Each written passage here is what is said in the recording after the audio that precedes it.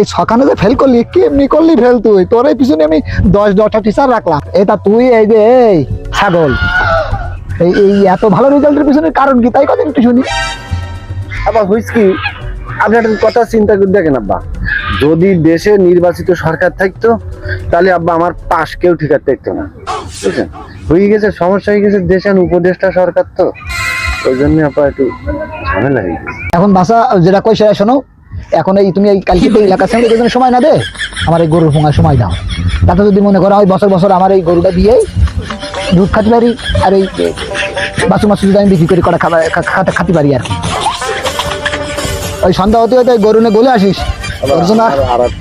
আবার সুযোগ হাতে তুই তুই 8 সপ্তাহ ফেল করতে আবার সুযোগ হাতেছিস, পাড়া পয়দা করিস, সারা জীবন কষ্ট করে ছাগল পয়দা করিস, আমি ছাগল।